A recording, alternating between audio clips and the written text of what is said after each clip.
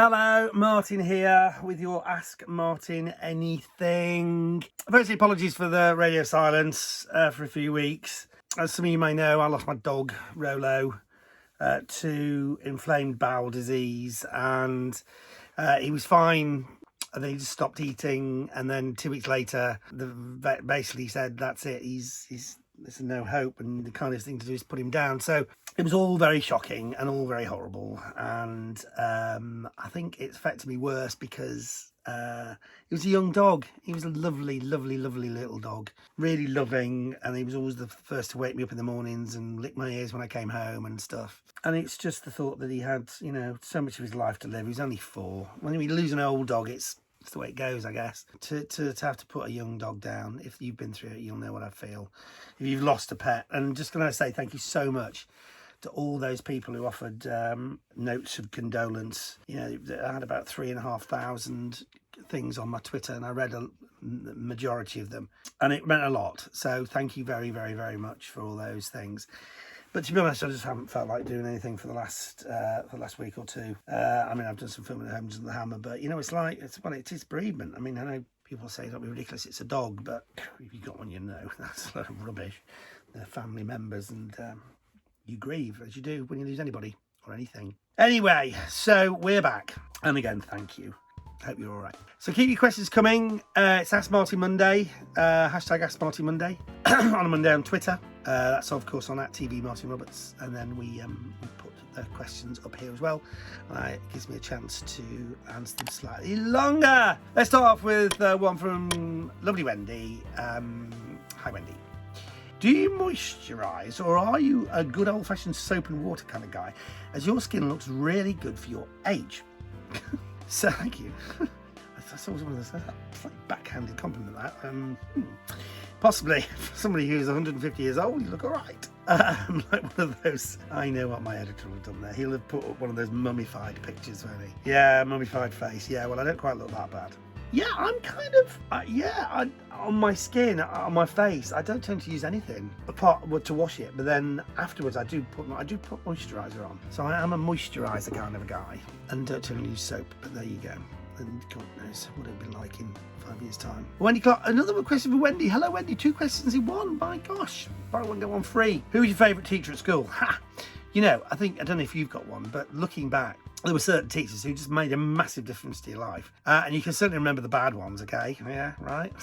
But there was a teacher at our school who joined in the same year that we all joined. So he was, or maybe the year after. So he was with us, and he was our form teacher for the whole of the time at school. And he was called Mr. Muscat, and he was at Appleton Grammar, where I went to school. And he also taught he taught physics. He was our form teacher. He taught physics, which definitely got me into electronics, and that led on to all sorts of things. I ended up going to university and doing electronics. But he also was in the school band, and he did the school disco, Friday Club. Friday Club Disco, oh what fun. Yeah, and so we had a little band and he played guitar, and so he's a legend, and he retired a few years ago, and I went up to the school and I wished him well, and it was lovely to see him. So Mr. Muscat, we love you. Nick Rook, hi Nick. Hi Martin. Have there been any properties that you've seen or viewed on Homes and Hammer that you really wish you could have bought? Yeah. There's some, there's some that just are either, were a real steal, a real bargain. Other ones, perhaps, that are in lovely locations. I tend to go for locations. Oh, I'm very excited, by the way, because we haven't been down to the West Country for whatever reason for ages.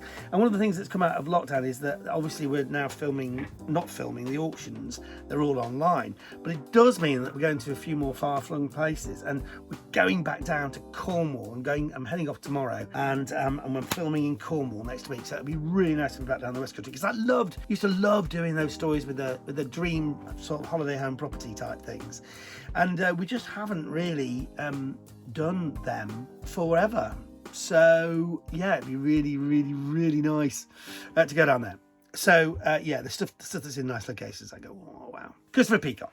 Hi Christopher. Martin, what's your #1 table sauce? I look at you, I see the hair and the decent clobber, and I just think barbecue sauce. Really? Actually, barbecue sauce is one I really don't like. I'm not a big barbecue sauce fan. And he doesn't know why. Well, I get that. I'm a tomato ketchup kind of guy, and I'm afraid for whatever reason, maybe it's because they're the nicest, I don't know. I am a Heinz tomato ketchup and an HP sauce, original HP sauce kind of guy.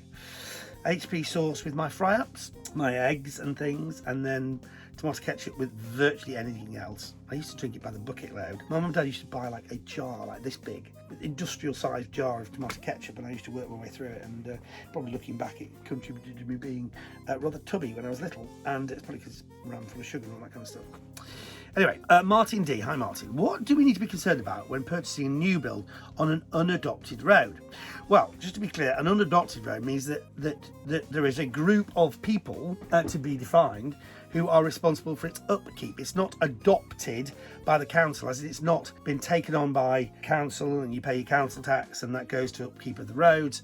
If it's an unadopted road, then the council have said, no, that's somebody else's problem. So you just need to know who owns the road and what obligations you will have as a co-owner of a property there for its upkeep. So upkeep of a road, you know, potholes, drainage, whatever it might be. I mean, it can run into thousands of pounds. So, you know, just be clear what your liabilities are, if there's a cap on those liabilities, and how it's being split with the people who you are sharing it with. Gareth K. Hi Gareth. Hi Martin. What's the cheapest house, as in something you could actually go inside, not a ruin, you've seen on Homes Under the Hammer? And did the price too much? We've done a few toilets. Does that count? And I think the cheapest genuine house was in Burnley, and it was 10 grand.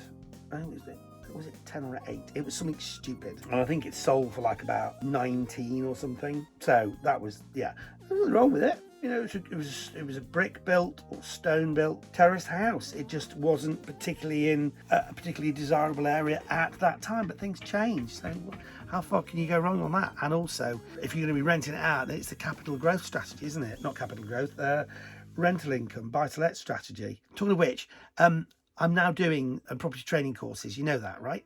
And I'm now doing some free previews if you want to see a free preview.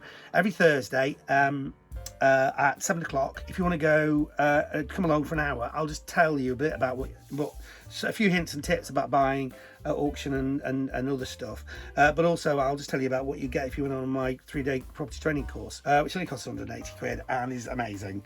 So if you want to find out more, go to martinroberts.com, and you can sign yourself up on one of those courses. But one of the things you need to be looking at is buying for income, and your yield on an 18 grand property is going to be insane.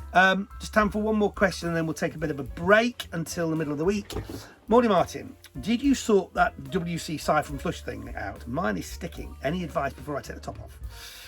Oh God, well yeah, a few months ago I had a problem with my toilet, and I discovered as you take it apart, it was just, there's so many parts that were adjustable. It was unbelievably bonkers, and so I think I did a little video. It's on the YouTube channel somewhere.